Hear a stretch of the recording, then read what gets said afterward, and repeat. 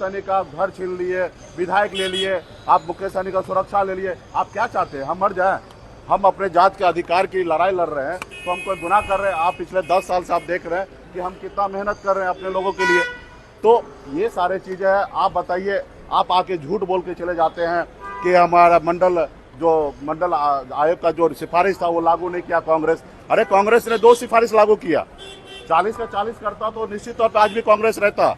उन्होंने नहीं किया, इसलिए वो आज सत्ता में नहीं है। लेकिन आप भी लंबे समय से, स्वर्गीय अटल बिहारी वाजपेयी जी ने 7 साल सत्ता में रहा, आप 10 साल से हैं, 17 साल हो गया, 93 से लेकर अभी 31 साल में 17 साल आपके पास समय मिला है। आपने बाकी सिफारिश को क्यों नहीं लागू किया?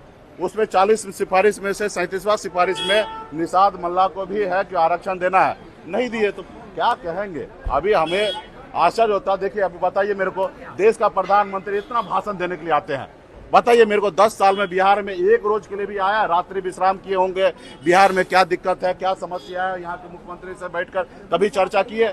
अगर भारत के प्रधानमंत्री जी बिहार के लोगों से अगर हितैषी होता तो बिहार में आते, रुकते एक रात, यहाँ के लोग के बारे में बात करते। 40 में से 39 सीट उनको जिता के दिया। एक बार भी बिहार के बारे में सोचे?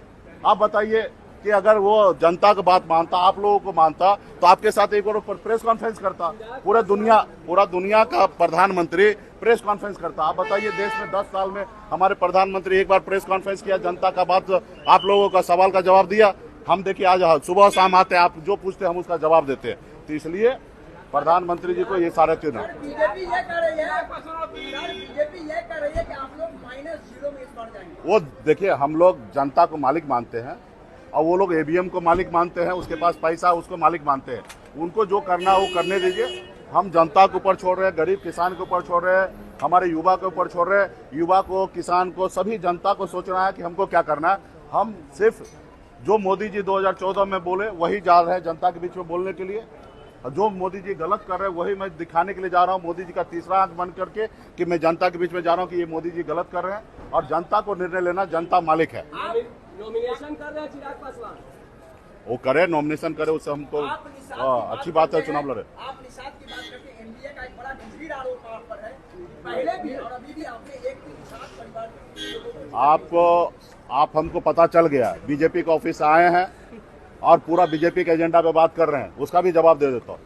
2020 में हमने 11 सीट पर लड़ा, 4 निषाद को चुनाव लड़ा है और चारों चुनाव निषाद जो है हार गए, इसलिए कि उनके पास संसाधन नहीं होता।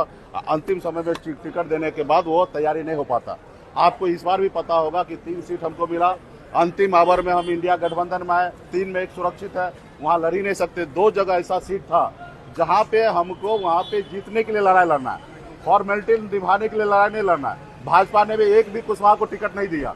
तो हम फॉर्मेलिटी निभाने के लिए चुनाव नहीं लड़ते, जीतने के लिए लड़ते हैं। और हमने क्या बनिया समुदाय को टिकट दिया तो बीजेपी को तकलीफ है क्या? हमने कुशवाहा समाज को टिकट दिया तो तकलीफ है क्या?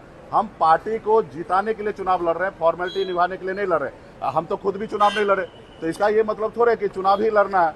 हमारे एजेंडा है समाज को, हर वर्ग को, लोगों को मदद करना, उसको आगे पहुंचाना। देखिए, चिराग पासवान जी के बारे में ज्यादा कुछ बोलेंगे नहीं। वो सोना का चम्मच लेके जन्म लिए हैं, बॉम्बे गए थे हीरो बनने के लिए, वहां से फ्लॉप हो गए हैं। खाली अपने आप को हनुमान कहते हैं और शेर का बच्चा कहते हैं। हम नहीं मानते, हम शेर का बच्चा उनको मानते हैं, स्वर्गीय रामविलास पासवान जी को, जिनको मैं इज्जत करता हूं। आज भी हमारे ऑफिस में जाइए, उनकी तस्वीर आपको दिखेगा। आज भी उनका भाषण पार्लियामेंट का सुनते हैं ना तो सीना चौड़ा हो जाता है कि कोई शेर का बच्चा पार्लियामेंट में इस तरीके से बोलते रहा है। आप हनुमान बन के घूम रहे हैं। आप पहले अपने पिताजी के बताए हुए रास्ते पे चलिए। आप देखिए, वो आपके पिताजी का बना हुआ पार्टी को खत्म करने वाला, आपके पिताजी को बंगला से का मूर्ति हटाने वाला, आप उनके पीछे पीछे घूम रहे हैं और अपने आप को हनुमान बने हैं। शेर का बच्चा रामविलास पासवान जी थे। अगर शेर का बच्चा आपको बनना है तो स्वर्गीय रामविलास पासवान जी के रास्ते पे चलिए। आज जैसे हम लोग चल रहे हैं, हम लोग स्वर्गीय रामविलास पासवान जी के रास्ते पे चल रहे हैं और हम गरीब किसान के लिए लड़ाई लड़ रहे हैं। सिद्धांतों पर चलते हैं चिराग पासवान। पहले अपने पिताजी के सिद्धांत पे चले। हर आदमी को अपने पूर्वज का, अपने पिताजी के सिद्धांत पे पहले भी चलना चाहिए। प्रधानमंत्री जी तो है, वो विकास करेंगे तो हम भी उनको बहुत बधाई देंगे। आज क्यों मोदी जी अभी वैक्सीन वाला जो कोरोना सर्टिफिकेट था, मोदी जी क्यों अपना तस्वीर हटा लिए, ये बताइए। और जब लगवा रहे थे जबरदस्ती पकड़ के डबल डोज, तभी तो अपना फोटो लगवा रहे थे। और आज वो फोटो क्यों हटवा दिए? क्योंकि आज कोरोना का वैक्सीन लगने से आज देश में बहुत सारे लोग मर रहे हैं और उनको एहसास हो रहा है कि जो लोग मर रहा है वो सर्टिफिकेट लेके आएंगे कि बताएंगे कि हम लोग मर रहे हैं। आज इसलिए उन्होंने सर्टिफिकेट में से फोटो हटाया है।